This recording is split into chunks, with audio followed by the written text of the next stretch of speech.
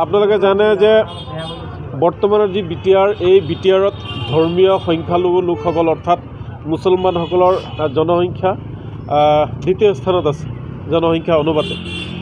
কিন্তু জনসংখ্যা অনুপাতে এই মুছলমান লোকসকলৰ যিখিনি উন্নয়ন হ'ব লাগিছিল এই উন্নয়ন হোৱা নাই। তাৰ কাৰণে আমি বহুত দুখ প্ৰকাশ কৰিছোঁ। আমি নেমচৰ ফালৰ পৰা আমি দুখ প্ৰকাশ কৰিছোঁ আৰু চৰকাৰক আমি দাবী জনাইছোঁ। অসম চৰকাৰ আৰু বৰ্তমানৰ যি বিটিআৰ চৰকাৰ আছে এই চৰকাৰক আমি কেইটামান দাবী জনাব বিচাৰিছোঁ। প্ৰথম কথা হ'ল যে চৰকাৰে যিটো অসমৰ ৰাজ্যপালে যিটো ভিজন ডকুমেণ্টছ গুৱাহাটীত IITত মাছখোৱাত তেওঁলোকে উন্মোচন কৰিলে, সেই ভিজন ডকুমেণ্টছত আমি নেমচৰ ফালৰ পৰা কিছুমান দাবী উত্থাপন কৰিছিলোঁ। এই দাবীসমূহ চৰকাৰে কেতিয়া ৰূপায়ণ কৰিব সেয়া আমি জানিব লাগে। আমাৰ প্ৰথম দাবী আছিল যে আপোনালোক সকলোৱে জানে যে ভূমিৰ সমস্যাটো বিটিআৰৰ মূল সমস্যা।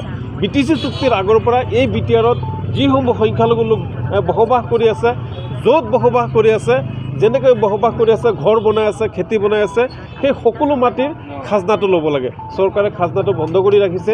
কিহৰ কাৰণে বন্ধ কৰি ৰাখিছে?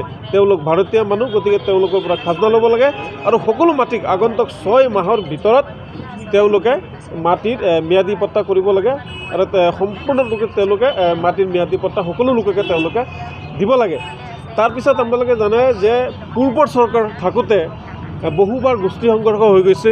2008 চনত, 2012 চনত, 2014 চনত গোষ্ঠী সংঘৰ্ষ হৈ গৈছে।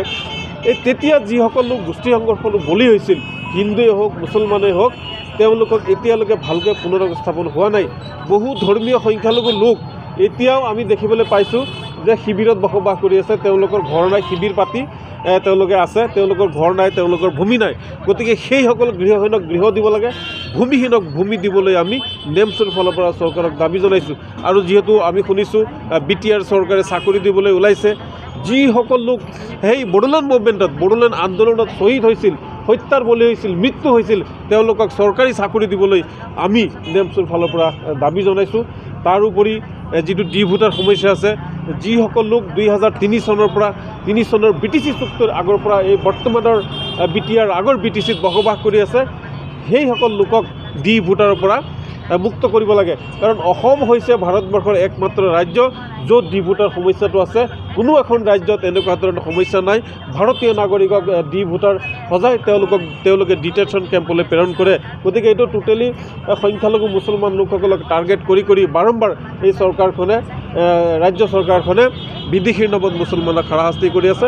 এই ডি ভোটাৰটো বন্ধ কৰিব লাগে। এনেকুৱা আমাৰ বহু দাবী আমি ভিজন ডকুমেণ্টছত উপস্থাপন কৰিছোঁ, আমি লিপিবদ্ধ কৰিছোঁ। ভূমিৰ সমস্যাটো সমাধান হ'ব লাগে, গোষ্ঠী সংঘক পুনৰ সংস্থাপন দিব লাগে আৰু যোগ্যতা অনুযায়ী সংখ্যালঘু লোকসকলক চাকৰি দিয়াৰ কাৰণে আমি দাবী জনাইছোঁ। আৰু এটা কথা আছে, আপুনি য'তে দেখিব সংখ্যালঘু লোক বসবাস কৰি আছে, সেই অঞ্চলসমূহৰ ৰাস্তা ঘাট বেয়া, কালভাৰ্ট নাই, দলং নাই। গতিকে সেইসমূহ অঞ্চলত ৰাস্তা ঘাট, দলং, কালভাৰ্ট নিৰ্মাণ কৰিব লাগে। বিটিআৰৰ আটাইতকৈ এটা গুৰুত্বপূৰ্ণ আৰু এটা সমস্যা হৈছে যে য'ত বিদ্যালয়ৰ আন্তঃগাঁথনি বৰ্তমান চৰকাৰে উন্নয়নৰ ব্যৱস্থা লৈছে যদিও সংখ্যালঘু অঞ্চলসমূহত ছাত্ৰ ছাত্ৰীৰ অনুপাতে কিন্তু শিক্ষক নাই। গতিকে আমি বৰ্তমানৰ চৰকাৰক আমি দাবী জনাওঁ যে ছাত্ৰ ছাত্ৰীৰ অনুপাতে বিদ্যালয়ত তেওঁলোকে শিক্ষক নিযুক্তি দিব লাগে। গতিকে এই ভিজন ডকুমেণ্টছৰ ওপৰত চৰকাৰে নজৰ দিয়ক, অন্যথা তীব্ৰ গণতান্ত্ৰিক আন্দোলন গঢ়ি তোলা হ'ব।